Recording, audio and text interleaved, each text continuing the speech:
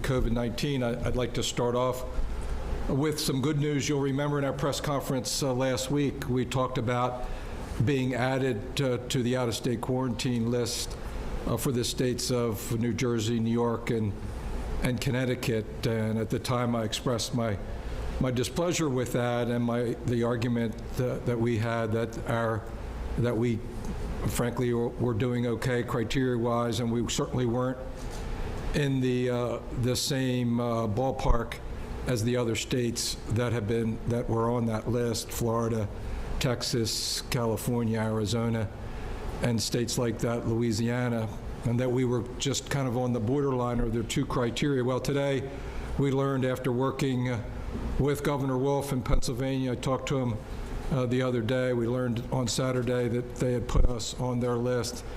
I talked to Governor Murphy last week, and our Chief of Staff and public health folks have been talking to their counterparts in New Jersey, New York, and Pennsylvania. And we were taken off those lists today. Part of it, first of all, I want to thank Governor Wolf and Governor Murphy, Governor Cuomo, Governor Lamont for their listening to our arguments. The reason that we've been removed from the list is because our data meet their criteria. My argument has been that with respect to New Jersey, New York, and Connecticut, the two criteria that they use, which are a 7-day moving average of the percent positive COVID-19 cases as one indicator, and the number of cases per 10,000 being under 10, meeting 100 cases for 900 million. So 10 cases per million. We're at 970,000 in our state.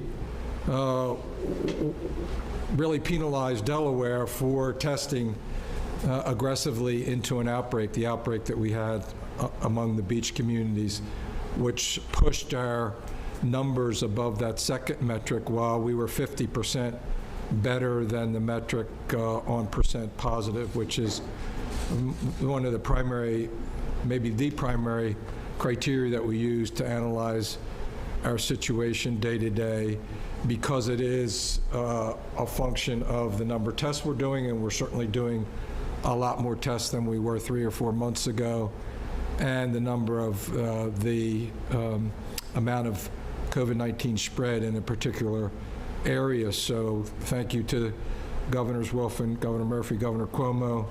Thank you to the people of Delaware for leaning into that outbreak that we had in eastern Sussex County. And it is a kind of a wake-up call for us that our ability to manage our situation here and the number of positive cases by wearing face masks, by keeping social distancing, by avoiding large gatherings, by following the guidelines and restrictions, will keep us out of the jeopardy of going over these criteria. And we are still kind of on the margin in both of those criteria in terms of percent positive.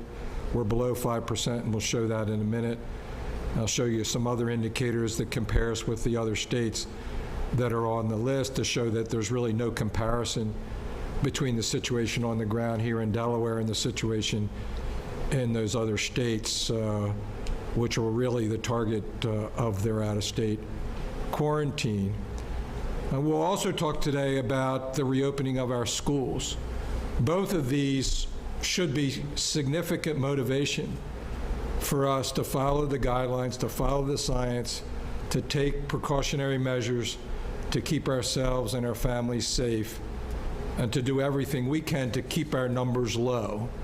Because as we'll see in a minute, the report that we've gotten from the special committee looking at the reopening of our schools, and Secretary Susan Bunting is Secretary of Education is with us today, really focuses on three different scenarios, which are a measure of the wellness, the health of the community in our state.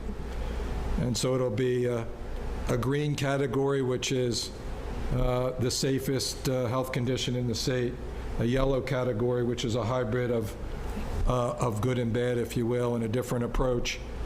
And then a red category, which is keeping schools closed, and we don't want to be there under any circumstances. And so it really is up to us, and if we ever needed a motivation to wear a face covering, to keep social distancing, to avoid large gatherings, this is the motivation, which is so that all our children, all our grandchildren, our neighbors' children can go to school and get more in-person instruction than they otherwise would have if the conditions on the ground don't warrant it. So we're going to reopen the schools in a safe and sound way with the objective of making sure that every student gets as much in-person instructional time as possible in a safe way, with the emphasis on being safe. We had a long conversation on the White House call just yesterday about the outbreaks in states across our country and the actions that our governors are taking in Texas and Arizona and Florida and Louisiana and other of these states that have experienced a much worse outbreak than we have here in the beach communities. But the demographics and, to a certain extent, the scenario is the same. The young adults enjoying the summer vacation time at beach and vacation areas, in bars and restaurants, spreading the virus. It's the same situation in Florida, in Southern California, not so much in beach areas, but certainly the Gulf Coast beach areas in Texas and Galveston and those places. And each of these governors were sharing their experience with all the other governors on the line. And the message for them was they've been closing down bars and moving backwards, as the governor of Governor Newsom in California has done, particularly in the Southern California area. And it should be a wake-up call for us. We had our wake-up call with respect to the outbreak in the beach communities here in Sussex County, which did set us back, which did marginally put us on these quarantine lists from states in our region. I would still argue that we didn't belong there. Happy to be off. But it ought to be motivation to stay off those lists, and more importantly, way more importantly, to make sure that we're able to open safely schools in the end of August, beginning of September, in a way that we can instruct our children in person as much as possible. Dr. Bunting's here to talk about that. So good news today to start off with us being released from the quarantines in Pennsylvania, New Jersey, New York, and Connecticut. Our cases are improving a bit, but we're still not where we were a month ago, and we'll show that as we move through the slides. So we're almost to 13,000 positive total cases across our state.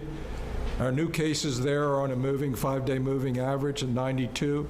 You heard me talk about just a minute ago the Pennsylvania, or the New Jersey, New York, Connecticut criteria, which basically has us being 97 or thereabouts and under. 3.8% positive. The target there is to be under 5% positive, which is the World Health Organization standard, and it's twice better the standard of Pennsylvania, New Jersey, and New York, by the way. And so those two measures are going to be what the public health folks in those other states look at to keep us off that quarantine list, and we don't want to go back on the quarantine list.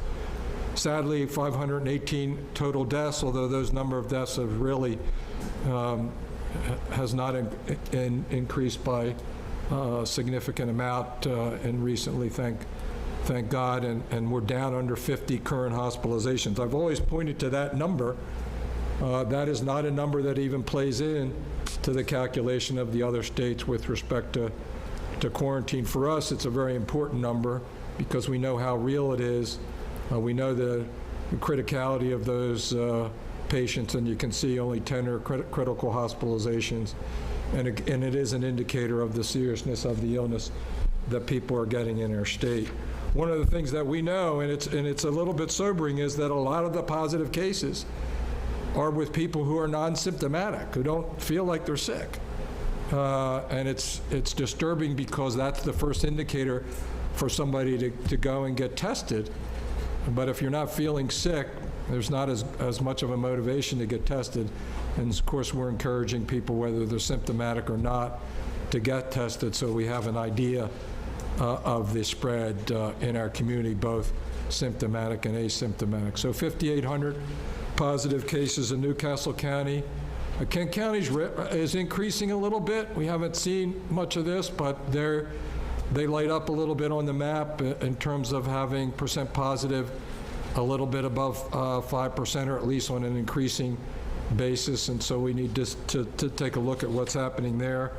5,100 cases in Sussex County. We're going to see in a minute the difference in percent positive each day for testing sites in Sussex County a week or two ago as we were really experiencing the outbreak.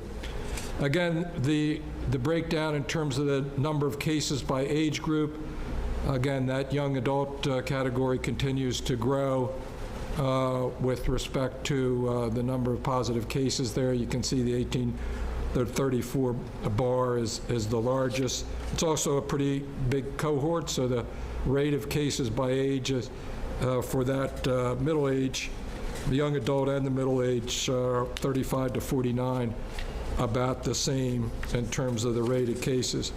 We're still looking very good on the dashboard for personal protective equipment. We're very focused on this as we move into the reopening of the schools, recognizing that there'll be school nurses and other personnel who will need protective equipment. We also know of the need for that protective equipment for our nursing homes, and we're doing a much better job, it must be said, in protecting residents of nursing homes, getting nursing home staff tested, and you can see that with respect to the hospitalization rates and those much lower fatalities than we're seeing. So here's a good look at our data dashboard, which again shows the two top left graphs, declining number of current hospitalizations, pretty flat, under 50% now, as I indicated a minute ago. The new hospitalizations tend to go up and down. Generally, you'll see a smaller number on a weekend and tend to jump up early in the week, but consistently moving down. The far right at the top is the percent who test positive. We've been doing a lot more tests, and so that higher denominator will have the effect of lowering the percentage if your number of positives stays about the same. And you can see that we're on a slight decline there after raising. This is a 14-day look.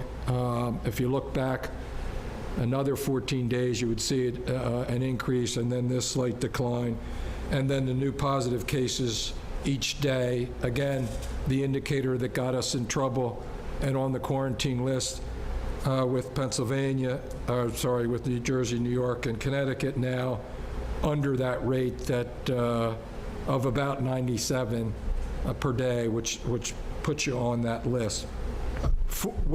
They use a 7-day moving average, so it does smooth out some of those ups and downs. The last two graphs we've talked about a lot: the peak and then the decline, and then the gradual increase of by county and overall cumulative increase in the number of cases. And you can see where it started to flatten out, peaked there in the middle of May, and we're hoping that it was going to continue to just go flat across, and then ticked up a little bit at the end of June and early July. Here's the 90-day view. It gives a really good picture of kind of the classic logarithmic increase initially into late April at the peak, April 27th, with hospitalizations 337, just to give you an idea of where we've been and where we are today at 49. The new hospital admissions, you can see in the middle chart on the top, again, trending down from the peak and flattening out more recently. And then the percent of persons tested positive, you can see the little blip increase in mid to late June, and now hopefully going down again, and that's the objective. Same thing with new positive cases, and then the classic curves at the two on the bottom of the right. Here's a blown up version of the percent persons who've tested positive going back to March 22nd, then you can really see the increase there. Now, remembering it accentuates this a little bit in the fact that we're not doing as many tests. So the denominator here in this calculation was smaller back then in the late April. But about April the 27th was where we hit our peak in hospitalizations, and so your percent positive and your number of cases peaked a few days before that, as hospitalizations and deaths certainly are lagging indicators. Then we had the nice decline as we increased testing and people started wearing masks. We shut down the sections of the economy, and we had, consistent with CDC guidance, we had more than 14 days of improving conditions in our state before we started reopening again, basically around June the 1st, just after Memorial Day, and then to mid-June to late June with the uptick there in eastern Sussex County at the beaches. And at the same time, it must be said that cases in the other two parts, the other two counties, Kent County and Newcastle County, could have been lower than, as well in terms of percent positive. Like they're just under a 5%. We'd like to see them lower than that. If we could get to 2.5% or lower, that would be a really positive thing. So the long and short of it is the virus is still out there, and it's circulating. It's being transmitted from one person to the other. So if we're not taking precautionary measures, we're not wearing face coverings and masks, we're not keeping social distancing, we're not careful about large gatherings, then we're going to see these rebounds. And in our state, we've seen two significant ones. First, both in Sussex County, one among poultry workers and their families, and in the enclaves in which they live in the small towns in Sussex County and Lower Kent County, and then this outbreak and this surge in the young adult kind of partying, a bar restaurant, a lifeguard crowd there along the beaches. So until we have a vaccine, we're going to have these periodic outbreaks. We're doing a lot of testing to managing, and that's going to be our focus. So after that 30 days, as I mentioned, after 30 days of declining cases and hospitalization, we had this outbreak at the beginning of June, which really started to show itself in higher numbers in mid-June as we moved into the end of the month.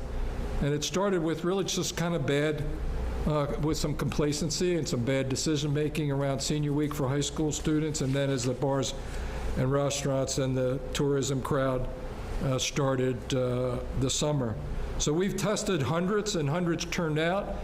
Credit to all the businesses and restaurants and hospitality industry in Sussex County, and folks down there at Beebe Hospital as a partner in getting folks tested across Sussex County. We had a huge turnout in Dewey Beach there, a big turnout at Rehoboth Beach for coastal communities. And so the WHO, as I said a minute ago, recommends states stay below 5% positive to control the spread of the virus, and that's going to be our target.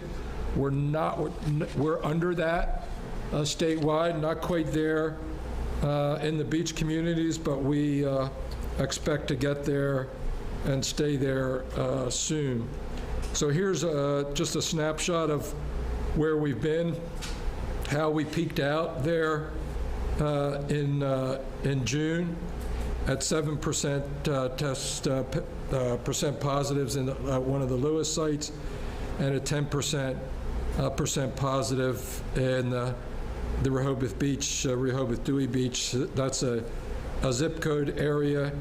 And then after that, we're just around the 5%. We want to keep under that. So we've done intense testing across Sussex County. When we saw the outbreak among workers in the poultry industry, we tested intensely in Milford with Bay Health as a partner, in Georgetown with both Christiana Care and Beebe as a partner, We did a lot of testing in communities in Georgetown, in Seaford, in Millsboro, in Milford, as I said, very successfully. And we had, I think, two really positive things. One, we were able to get ahead of the spread of the virus, to isolate it, to get people's attention that it was a real problem. Obviously, to get the attention and the cooperation of the poultry processing plants, which allowed us to test all of their employees, which was actually turned out to be a very positive thing, because some workers who were not coming to work because out of fear that they might be working next to somebody who was positive, now there was a level of confidence that they can come back to work safely because we were testing everybody, and we tested close to 10,000 Sussex County during that period of time. Into June, when we saw the outbreak after Senior Week, we tested intensely, as I just said a minute ago, along the beach communities, Dewey Beach, Rehoboth. And by the way, we've just gotten tremendous cooperation from Mayor Coons in Rehoboth and the mayors of the other beach communities, Mayor Becker and Lewis, just in terms of they had some tighter regulations around mask wearing and other things where signage and the like. So here's a slide that shows the percent positive. You can see now where we're under 5% of 4.8%. Our neighbors, Pennsylvania, about the same area, Maryland, a little bit higher. And then you compare with the other states that we were grouped in with, Arizona, Florida, and Texas, that are in double digits and really having scary outbreaks. Will show that in each of those states, they didn't, unlike Delaware, that had a peak and saw improving conditions really over close to a month period of time. Those states really never peaked out. They got to a level, and then it exploded beyond that. New Jersey and New York really have done an amazing job. They were hit worse and harder than any state in the country in terms of the number of percent positive and the number of deaths, but they really have taken very aggressive actions, and you can see they've flattened out quite a bit. They're doing a considerable amount of testing. I think New York is one of the leading states in the country that way, which helps their percent positive because it increases that denominator. So this gives you a picture, an idea of where Delaware stands with respect to our neighbors, Pennsylvania, Maryland, and New Jersey, the states that have really had dramatic upticks. With respect to current hospitalizations, this makes them comparable because it's per million population, so you're comparing a state like Delaware with just shy of 1 million people with a state like Pennsylvania, which has, I think, 15 million or some very high number higher than us. And you can see that Delaware, Pennsylvania, Maryland, New York, and New Jersey all had a peak, mostly around the end of April.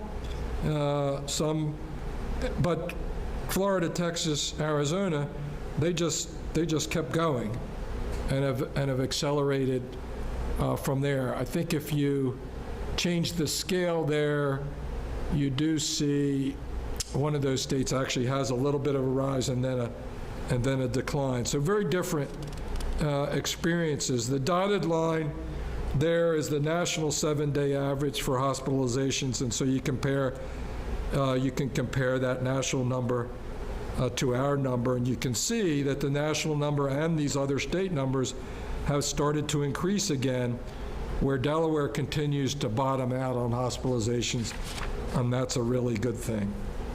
Another comparison with states in our region, and some of these states that have really seen the dramatic increase, you can see Delaware, Pennsylvania, Maryland, New York, and New Jersey with a very dramatic peak. Again, about at the same time, there's a pretty significant decline. And then in the case of Delaware, Maryland, and even New York and New Jersey, a little bit, but not as much, a little bit of an increase here over the last week or two.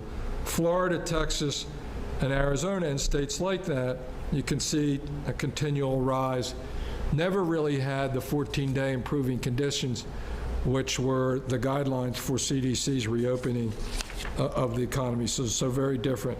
Each state has had a little different experience with testing, and this is the number of tests per million. So you got to look carefully at this because the scale is a little different for each state, and so you got to look closely at the number 1,000, 2,000, 3,000 per million, and you can see Delaware is testing at a rate pretty significantly relative to other states. Again, New York doing very well at over 3,000 per million. Arizona the same. And so this does show you that when you start testing, particularly in a small state like ours, if you have an outbreak in a small geographic area, because of our smaller numbers, it's going to have a bigger impact. And so as we're testing into these outbreaks, we're going to see that come up in our numbers. Here's the chart that compares the deaths per million. Again, a little bit different. Each is a little bit different scale, but shows the peaking of that in most of those states. So the other issue that we're really focused on, and it's related to what the discussion that we've just had on the situation on the ground in terms of the number of positive COVID-19 cases in our state, the number of hospitalizations, the seriousness of the illness, the spread, is going to affect our ability to reach this goal, which as we start to reopen the schools in our state, our goal is to get to as much in-person instruction as we can, but to do in a way that's safe for students and, more importantly, to a certain extent, for staff. I say that because staff, young people increasingly now still, are not infected at the rates of as older people are not as vulnerable to that, even though they can get very sick and have debilitating longer-term effects of that illness, and so we want to protect everybody. But increasingly we're concerned about teachers and staff, and so our focus is going to be opening our schools in a way that's safe based on the spread and the existence of the virus in the communities. And we're going to see, though, we'd like it to be consistent across the school districts and across our state, but we've already seen how there can be geographic differences, and districts will need to respond to that. Every district's a little bit different in terms of the number of students they have, the configuration of their school buildings, their operational needs. And so the role of the Department of Education, Dr. Bunting's here to talk about that, is to use kind of some broad guidelines that have been established by our working group. They've been submitted to the department. The department has been working with those through the Division of Public Health to test them against the public health safety measures. And so the goal initially is to see if we can test as widely possible all the education staff to start the school year. We're still working on the logistics of that. Should have some announcement over the next week or so as to how exactly we would do that, but we want to test as many, if not all, the educators and staff to start the school year off, and then to have periodic testing in a way that measures any existence of the virus and the spread thereafter. So next is Secretary Bunting. This is the most difficult and the most important decisions that we'll be making over this last 4-month period of time. Difficult decisions as we closed sectors of the economy as I've issued stay-at-home orders, and then the reopening has been difficult too. But opening our schools, the most important thing that we do in state government, along with keeping our citizens safe in their homes and their communities, is as important a thing as we do, and going to be very difficult to do it in a way that's safe and that gets the educational instruction that our school children need from pre-kindergarten through kindergarten, elementary school, and high school, and there'll be differences in each of those. I want to thank the group of educators and public health officials and others that served on the working group coming up with the recommendations, looking at starting with what are the conditions on the ground? Are we in a green stage, which is the best of conditions in terms of the percent positive of people testing, the daily number of COVID-19 positive cases, our hospitalization rates, some measure of the health of the community. Best case scenario, scenario where you might be where we are today. We're just kind of just on the edge of being put on quarantine lists from other states and on the edge of where we want to be in terms of 5% positive cases in our testing, and where we might have to have schools and school districts doing instruction in a more hybrid kind of way. And then worst case scenario where we see widespread effect of the coronavirus in communities and have to keep the school buildings closed. So Dr. Bunting, thank you for the good work that you and your staff have been doing and will continue to do in helping us make these difficult decisions that will be made with the Department of Education, working with each of the school districts. We had a good call on the conference call this morning with the superintendents and look forward to working with them. Dr. Bunting. Thank you, Governor. Recognizing the true importance of the decisions that have to be made about returning to school, and also valuing the voices of our Delawareans. About 2 months ago, the governor and I comprised 3 working groups to address the various factors of reopening. Our guidance that is going to be released later today or sometime tomorrow gave a charge to those members, over 50 of our Delawareans, ranging from students to legislators, from health professionals to bus transportation supervisors. We ran 3 groups, one that accented the academics and equity issues that we would be looking at, another group that undertook planning for operations and support, and one that has gained a lot of interest from our public is the one that was geared toward health and wellness. So the guidance that you will be seeing coming out actually asked these groups to address 3 scenarios. One, which we sometimes refer to as the green one or scenario 1, would have minimal community spread, and we would be returning to schools for full in-person instruction if we had certain precautionary measures in place. Scenario 2 moved into a more moderate community spread situation, and this would involve our schools using a hybrid or a mixed model of instruction, some remote learning, some in-person learning, and depending on the conditions, we would have to make that adjustment. And again, the precautionary measures would definitely be in place because keeping our students and staff safe is a very high priority.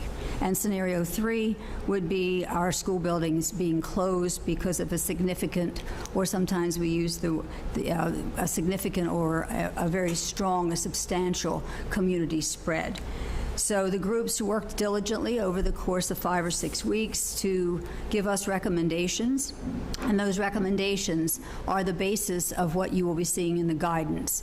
We simultaneously had a dedicated phone line to take voice messages, and we had an email system set up so that 24/7 Delaware citizens who were not on these working groups could also give us opinions, concerns, ideas for how we could accomplish the educating of our students in the fall.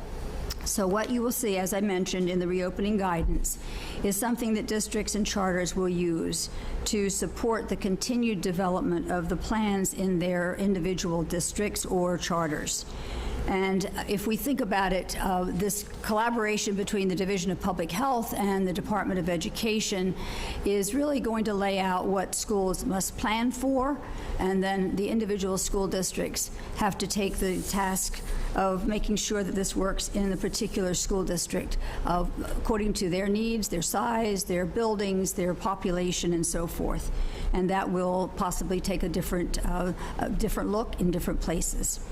We did also want to capture the voices of our actual parents, students, teachers, administrators, our educational leaders about their experiences with remote learning, because since the 13th of March, our students had to switch very quickly. They pivoted to a remote learning environment, and we finished the school year in that manner. So we wanted to get feedback from our public as to how that experience had been. We wanted information so that we could even be more effective if we needed to repeat that experience. And we asked a lot of questions. We got a lot of mixed answers. And just one of them here is illustrated. If you asked our students, they definitely would tell you they wanted to go back to school. And if you take a look at what adults might say, that differs slightly. And as you look at these three specific questions that were asked and the feedback, you see varying opinions about how adults feel about going back to school, what their experiences happen to be for the remote options, what they also think about the hybrid options. This is a survey whose results are on our website. You can read the entire document, and it really is quite interesting, particularly when you think that we were able to capture the opinions of over 20,000 respondents. Even though it's a mixed deal, we know that we are going to be looking at various scenarios that people are going to have varying opinions about. As we face whatever we are going to set up for our mode of operation under whichever of the scenarios is identified, and that identification, by the way, will happen in early August, we need to know if we have the funding to do so. So there is federal money that has come to the state of Delaware. The CARES Act funding immediately sent money that went out to districts. $39.1 million was directed to district and charter school operations. There was a listing of about 12 things that were possibilities, but in essence, this money has to be invested in situations that have been created by COVID. It could run the gamut from providing additional technology, devices, or infrastructure to feeding children. And these have all been concerns of ours as we move through those months at the closing of the school year. So districts can make their own decisions based on the needs of their, in particular, student body and their staff needs as well. We also had $12.2 million that came to the state. Some of this was directed toward a governor's education emergency relief fund. Some of it came to the Department of Education. We've collaborated, and our monies will be spent basically sending it out again to help what happens in districts and charters for our students. We have about $4.5 million invested, or will be invested, in instructional support when our students come back or when our students do not come back. In either case, there's going to be additional support. And we're also aware that we're going to need to perhaps provide after-school and summer activities for the students to make sure any gaps that have been created are filled. And again, that's the purpose of the COVID monies. This $4.5 million will also go to mental health support and the professional learning that our teachers need in order to be able to most effectively deliver instruction if it is not in-person instruction. $3.5 million. Together, we invested in digital classrooms, and that ran the gamut from connectivity, which is particularly poor on the western side of Kent and Sussex counties, expanding the broadband, and also the content filtering that is needed for our students to be safely using devices so that we know that they're using them properly. And $3 million is going to expand what we have grown to call our opportunity funding in the state. This would allow 41 additional schools, in addition to the 44 last year, to have monies that would expand services to English learners and low-income students, particularly in the realm of mental health, social workers, school psychologists, these social and emotional support people that we can put into schools, and in addition, reading interventionists who can help us with promoting their reading skills. And lastly, our money will be involved with a lot of trainings that we might have across the state. We did put a piece of that, little bit, I think it's about $1.2 million that left into some of our pathways opportunities for our high schoolers. We also have a dual generation center that's operating here in Wilmington. So various supports and initiatives we're also taking care of with that money. Bottom line, our top priority is to make sure that we get the best educational experience for our students. We want to make sure that we prioritize the health and safety, but we also want to maintain that goal of providing high quality, equitable educational opportunities for all of Delaware's learners. Any scenario that you look at involves keeping our students safe, and so you would be expecting to see in all three scenarios the use of face coverings, social distancing, and we also have transportation precautions that would be taking place on buses as they bring our students to us each day. We're hoping for as much in-person instruction as we can possibly provide because we know that's the richest way to go, but we also know that whether it's in-person or remote learning, there are pros and cons to the situation. And as the governor mentioned, we will be looking at the statistics, we will be looking at circumstances, and in the meantime, we're planning, before that big decision is made in early August, we are planning for the scenarios just in case. All three scenarios will be looked at, and our districts are working hard to make sure they are ready. With that, I would like to emphasize that the department is actually a support agency, and we exist to make sure that we facilitate the work in districts. So we're in constant contact with our superintendents. As the governor mentioned, as late as this morning, we were on for almost an hour to listen to the concerns and help plan and deliberate various aspects of what we have as a tremendous task ahead of us. I'd also, though, like to be extremely open about our appreciation for the people who have contributed to the guidance. The work group members, as I mentioned, over 50 of them. The leadership, we had one member of the department and a member of the public leading those groups, and they spent hours in order to provide the guidance that is now out on the street, or will be by tomorrow sometime. But we also had, as I mentioned, parents and educators and school staffs and students and advocates and community members, all of whom cared enough to contribute to the guidance that we hope will lead our students to a very profitable learning year as we open the 2021 school year. Governor? So thank you, Dr. Bunting. I'd like to thank all the members of the work group as well, parents, educators, staff, students, advocates, community members. A lot of really hard work. There's still a lot of work to do. That should be obvious, will be obvious when you see the report. I think the frame of it depends. When people say you work opening schools in the fall and how are you doing that, the answer is, well, it depends. It depends on the health of the community at the time leading up into it. We'd like to have a decision or some announcement early in August to give folks time to plan. But it ought to be really good and strong motivation for all the rest of us to make sure we're doing everything we can to keep the spread of the virus under control by wearing masks. If ever there was a motivation for wearing a mask, it's so that your son or daughter, your brother, your sister, your grandson or granddaughter can go back to school in the best way possible this fall and stay in school with in-person instruction through the fall and spring.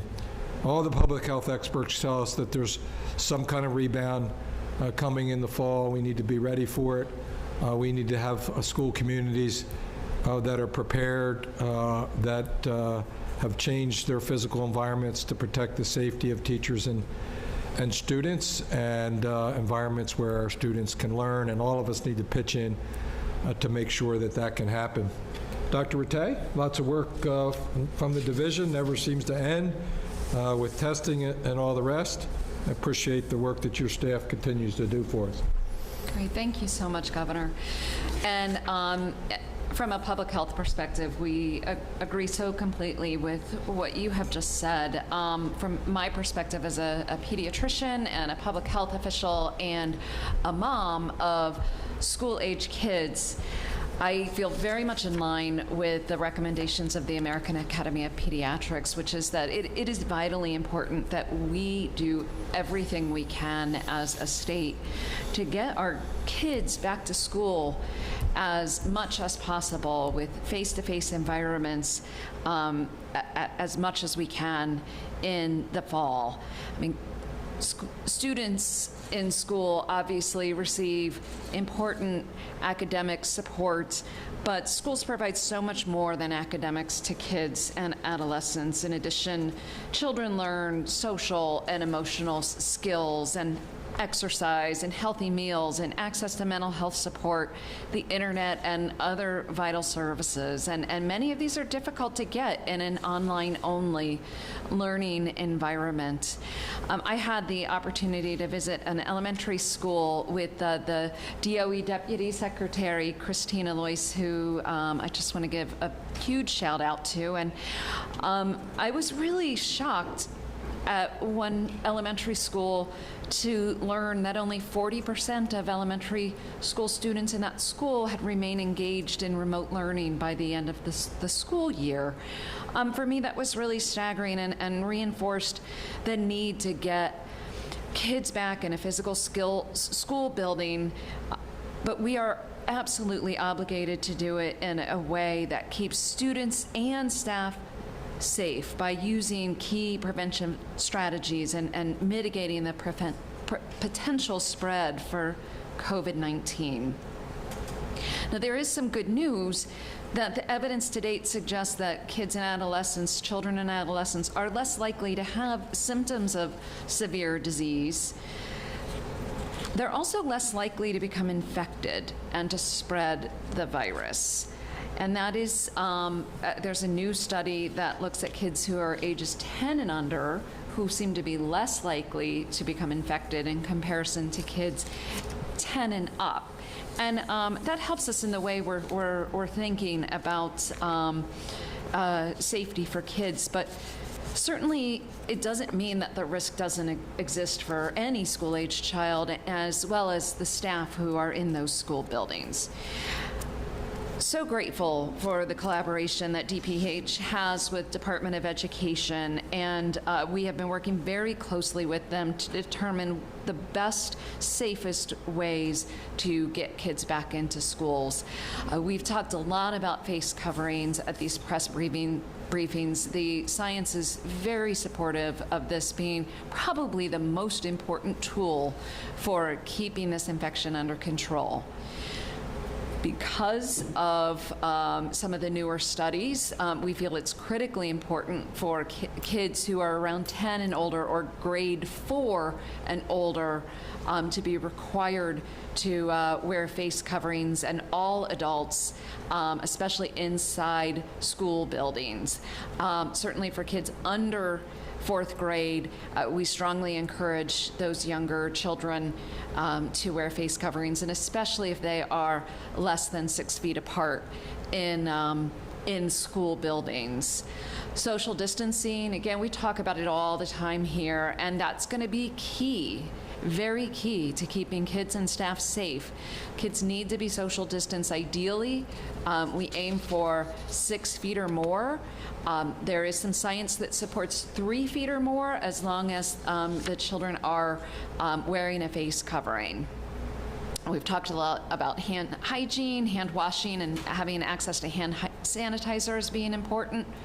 We've also talked a bit about the importance of utilizing outdoor spaces. We've seen some innovative approaches in other states, and we know that we've got a lot of innovative leadership here in our state, and it's a good time now to start thinking about utilizing like event tents and, you know, all of the outdoor space that may be available to our districts and our schools to get children outside as much as possible during the school day. Again, cleaning and disinfecting is important, and we'll be working with the schools on that.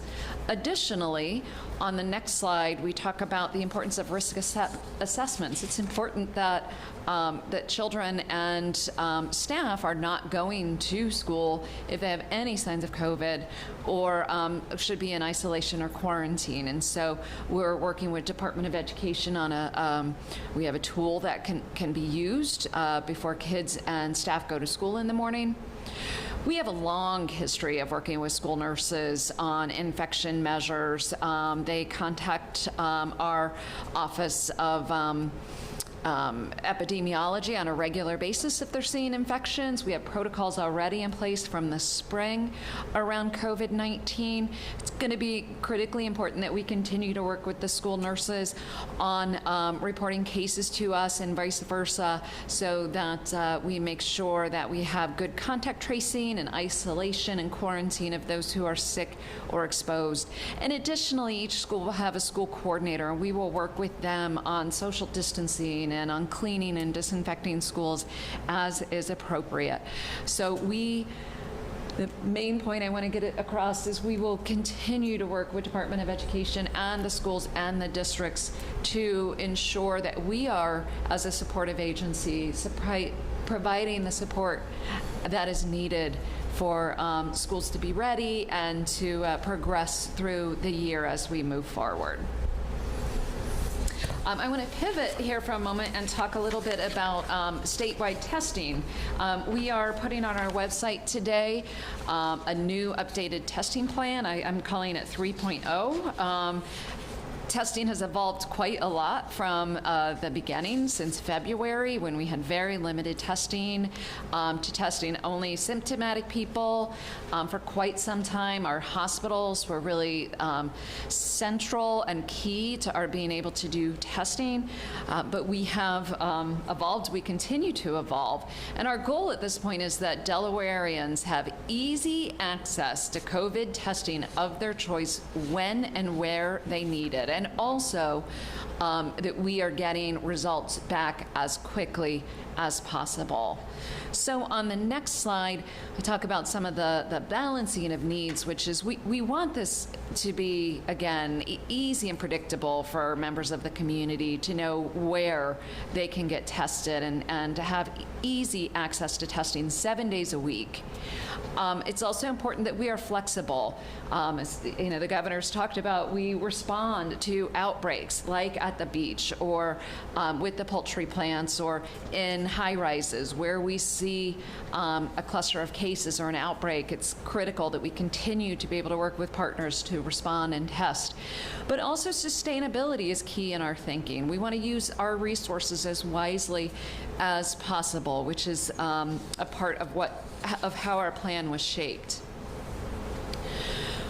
So, of course, testing symptomatic people is the highest priority, but as we've discussed before, it's really important that asymptomatic individuals who are either exposed or are in high-risk settings like healthcare, first responders, long-term care, or other congregate settings have easy and appropriate routine testing, but also vulnerable populations, such as those who are elderly, who may have mobility concerns, or individuals in low income or minority populations. It's important that testing be very accessible in our communities across our state. And we also have been working more on enhancing our guidance around employer-based testing, which I'll talk about more in a moment. But on the next slide, you'll see that our list of testing options has grown significantly. We're going to announce some exciting news tomorrow about pharmacies. Pharmacies are throughout our communities across our states. Pharmacies are, in general, open 7 days a week, and so this has been key to the work we've been doing over the last month to increase accessible testing. But hospitals will continue to do testing, especially for those in the emergency department and inpatients. They will continue to run some community testing sites, primary care practices and urgent care, and sites like Med Express or other specialty care centers are providing more testing, as are federally qualified health centers, who've also been great partners in our response testing, as well as, for example, Westside is testing migrant farm workers, which is so important downstate and in Kent and Sussex County. Our public health clinics will be, and we are now providing testing in each county, as well as it's important that employer-based testing, like in the school setting, is available And we also have newer and more options to take advantage of with home testing kits that we want to make sure people are aware of. So all of this is in our new guidance. In addition, as I mentioned, we have updated our guidance for employers. We've made it more succinct and I hope clear with a clear option of resources. This is in partnership with the Division of Small Business as well as DEMA. DEMA has developed a survey tool so that businesses who are interested in testing options can utilize this survey tool and reach out to us so we can work with them on the best testing options for them. And as always, all of these materials that I just mentioned are on our coronavirus website at de.gov/gettested. I'm really excited about this new tool that our team has just put up on the website. Now when you want to find a testing site, you can put in a zip code, you can put in an address, and you'll get a list of testing options that are as close as possible to that zip code, spanning out by distance as you go further down the list. And when you click on it, then you'll find more about those testing sites, more details, including links to registration. So we're really excited about stepping up that tool and making that much easier for the public to know what testing options are available as well. So I think that is it for me. I'm going to hand it back to the governor. Thank you, Dr. Rattay. Really some exciting things, particularly the announcement later this week about your partnership with pharmacies. Really, I think, a real breakthrough kind of thing with respect to the ease with which a Delawarean can go and get tested and quickly and get the results fast. New testing technology is emerging and something that's going to make it a lot easier. One of the things, though, that we're finding, and this should be a message to all of us, is that folks, if they don't feel sick, they don't feel like they have to go and get tested. Before the outbreak there in eastern Sussex County, where there was a lot of public attention to the problem there, and we were able to get people to come and get tested even though they weren't symptomatic, we were having some difficulty filling out some of the sites. And so it should be a message to every Delawarean to take advantage of the sites, to go out and get tested, whether you have symptoms or not, so that we have some idea of the extent of the spread, so that we can fill up the testing sites when they're active. You'll have an opportunity to do it now at your local pharmacy, hopefully tomorrow. We'll touch on that again. But I keep going back to where we were at the beginning, where we talked about being released from the quarantines in Pennsylvania, New Jersey, New York, and Connecticut, and the motivation around creating conditions in our state where our children can go back to school for in-person instruction. If there weren't better motivation for us to follow the guidance and restrictions, to limit our exposure in public to large gatherings, to wear face masks in public all the time, to be conscious of and aware of the distance you are from everyone else, washing your hands, wearing your face covering, practicing social distancing. If we do all those things, we can flatten the curve like we did a month, 2 months ago, and be in a position where we can send our kids back to school for in-person instruction, so we don't have to worry about calling the governor of Pennsylvania, New Jersey, and New York to get released from their quarantine list, and so that people can be safe. We don't have to be as concerned about the risk to our elderly citizens and those with vulnerable conditions.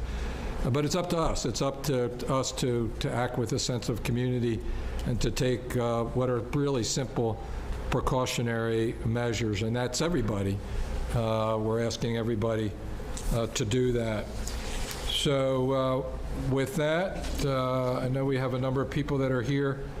We appreciate, again, the attendance of members of the media and your help in getting this information to the public, because it's the only way that we can do the things that are necessary to keep our community safe. Meredith? Hello.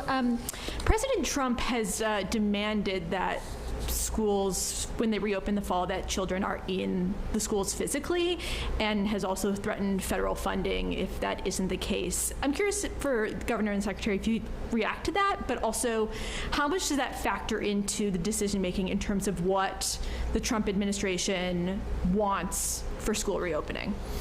Well, the decisions that we're going to make is going to be based on the science, the criteria that we've been presented to the public for months now in terms of the percent positive cases on a day-to-day basis, the number of positive cases as a percentage of our population, the severity of the illness as measured by hospitalizations and death rates, and use that as a calculation as to whether our communities are safe in order to educate our children in a safe way, protecting students and teachers and staff.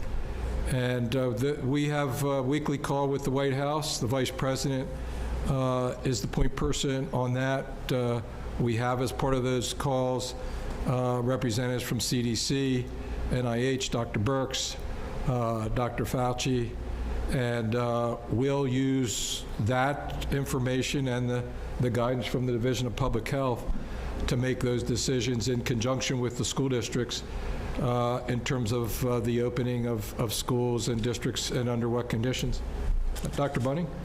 I think it couldn't be stated any better than that. We have to look at what's happening in other places, but we're going to use our Delaware statistics to make the final decision.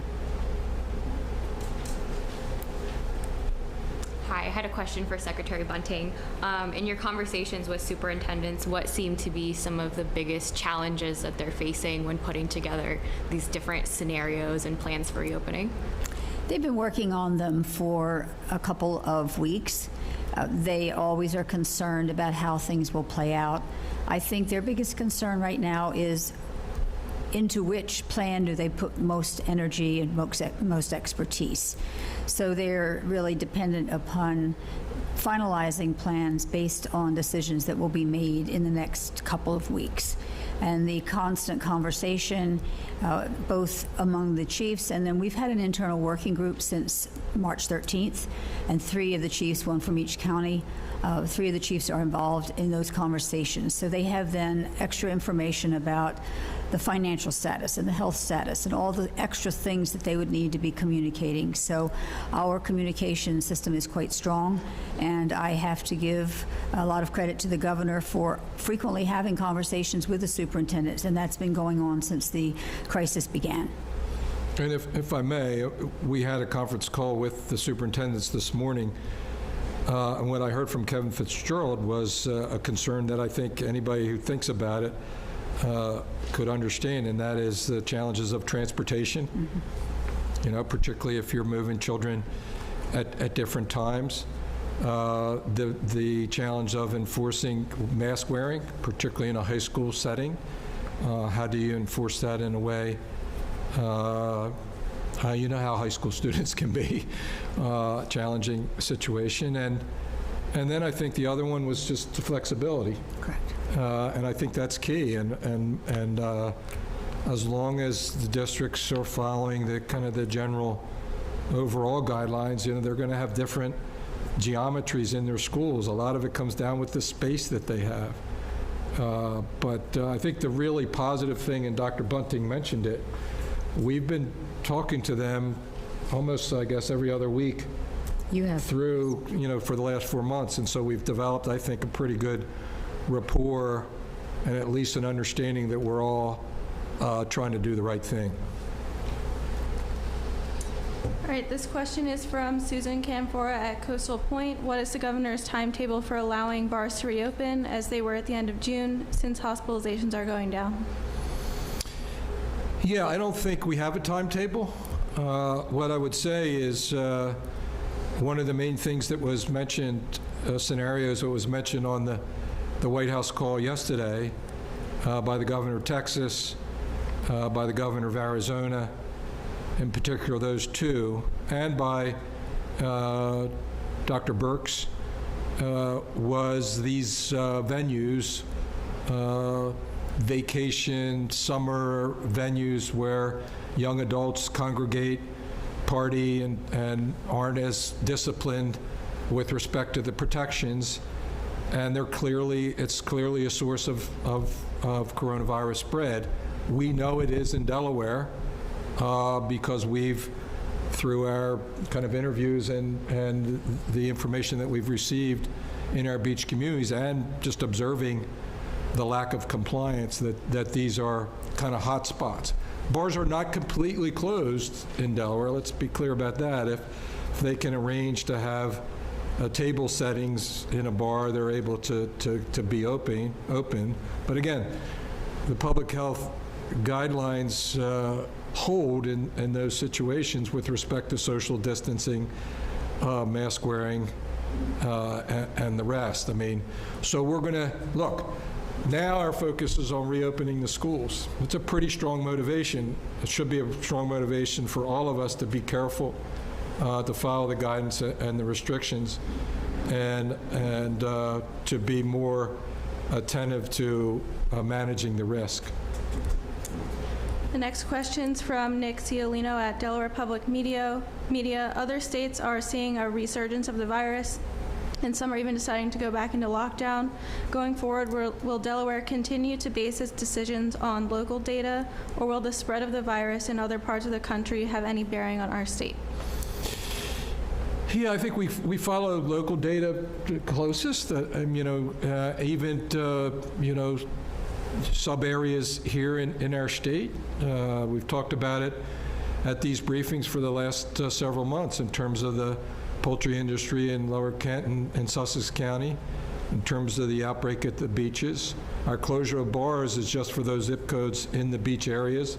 We do pay attention certainly to states in our region, and it's very positive what we're seeing in New Jersey and New York in terms of their percent positives. I talked to Governor Wolf and Governor Murphy the most. They border on us. I talk to Governor Hogan from time to time, and we follow what they do.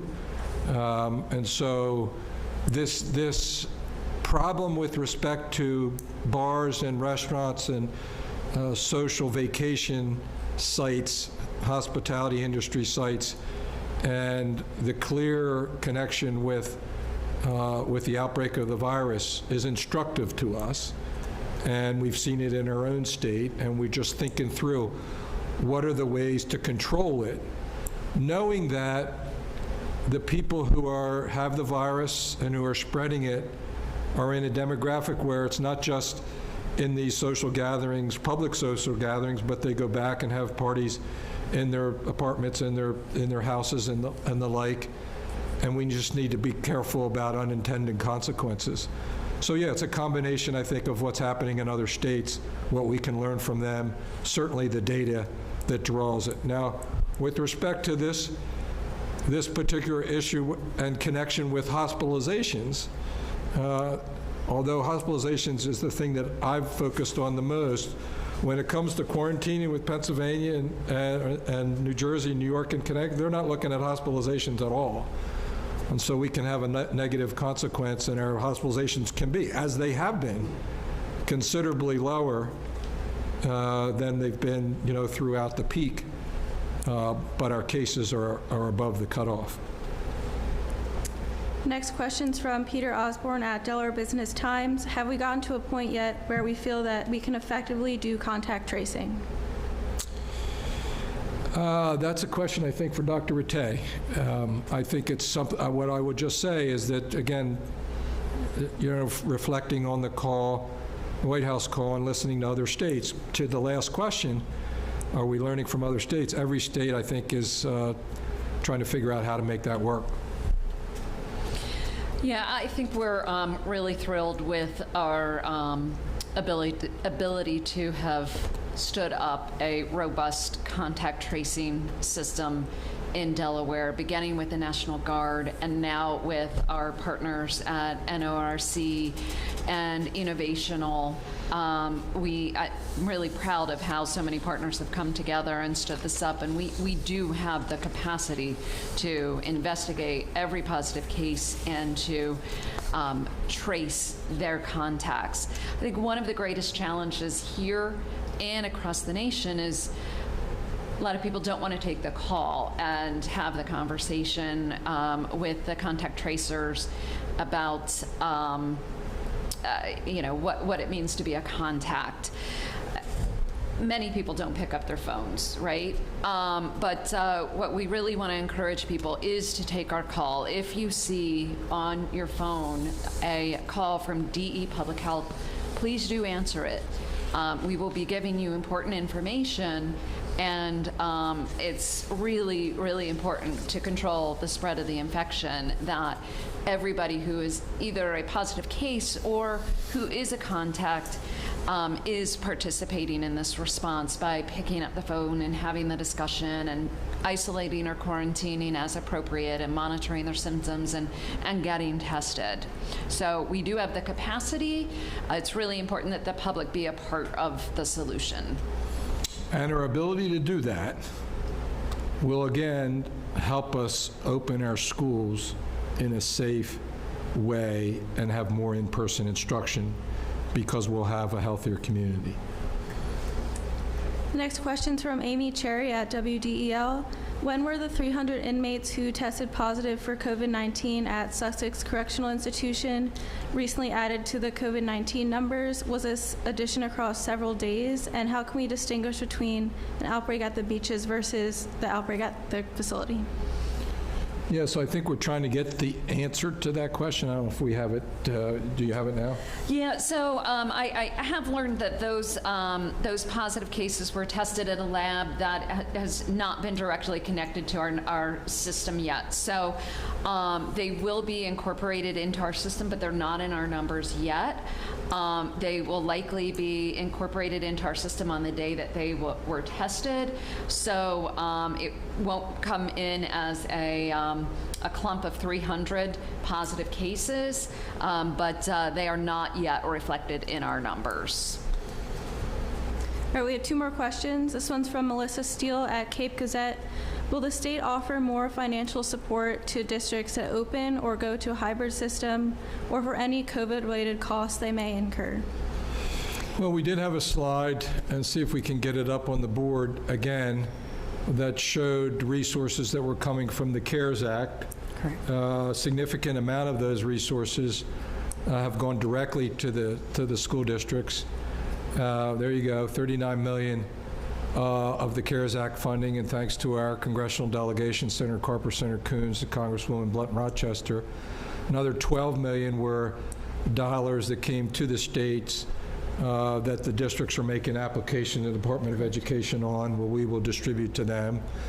The county executive has resources through CARES Act, as does the state budget office, and we'll be looking at different needs that the districts might have. I think that's part of the next step, is for our budget people and operational people to work with the districts, superintendents, to figure out some of these protective measures and what the cost of that might be if it's over and above this $50+ million. I might add that I think there's a time here for repurposing funding. I had a call on my way up today. The particular school district had not been able to offer the summer program that was planned. So now they redirect those funds to help with the COVID challenge and what might happen as we go back to school. But that's just one tiny example of how funding that is currently available might need to be redirected for certain purposes.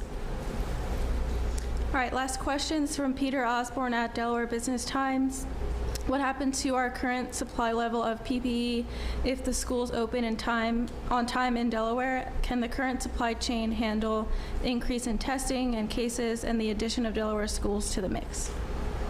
Well, we don't have our PPE expert, A.J. Shaw, with us today. I'm sure Dr. Rattay can help us with that a little bit. We have had conversations about it. I think it's fair to say that we're concerned about supply chain moving forward with respect to kind of all the different elements on our dashboard, just because with respect to reopening schools, every state is going to be going through that. as well. So far, we've been in pretty good shape with our dashboard for PPE. We've stockpiled some of it, which wasn't the case prior to COVID-19. Dr. Rattay, do you have anything more to say about what is your normally A.J. Shaw's review? Well, DPH has provided PPE for school nurses, so school nurses are stocked up, or if they haven't, they'll be receiving PPE in the next 24 to 48 hours. And the testing that we expect to be doing with the schools for staff, in general, no longer is the testing that requires like abundant amounts of PPE. So we don't expect the school reopening or testing to be a burden on the PPE supply. I might add, too, that through the consortium that the state was involved in, a lot of supplies have already come to the state and been distributed to school districts. So face coverings and gloves, for example, are there in plenty of supply. It would be a question of how long would they be in use? How long can we sustain it? So in order to, first of all, I want to thank the two doctors, Dr. Rattay and Dr. Bunting, for their leadership over the respective divisions and department. Dr. Rattay, as the director of the Division of Public Health, again, you and your team are doing an outstanding job over a long period of time, frankly, in uncharted waters, a pandemic that we've never experienced in our lifetimes, and we've learned a lot over the last 4 months and continue to plow new ground. And Dr. Bunting, you probably never thought you'd be doing so much work in public health as a Secretary of Education, but nothing more important to all of us than opening our schools. And that's really my message today to the people of our state.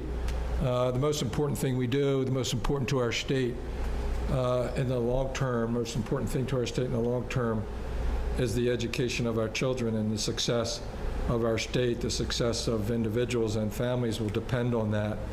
We can't afford to lose a day, let alone months or a year of a child's educational experience. And so getting those children back to school in classrooms with teachers in front of the room safely, so that there's not fear of the coronavirus, so that teachers don't have to worry about catching the virus if they go to school, and children and parents don't have to worry, and they can focus on learning their math, their science, their English language arts, so that they can go on and do great things.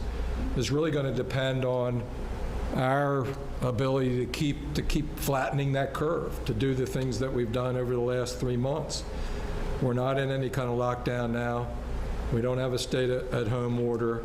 We do have limited businesses. We are simply asking Delawareans to wear a face mask when they're in public, to be careful and cautious of social gatherings, and limit social gatherings indoors in particular, and to keep social distancing when in public. We also need you to get tested and to know your COVID-19 status.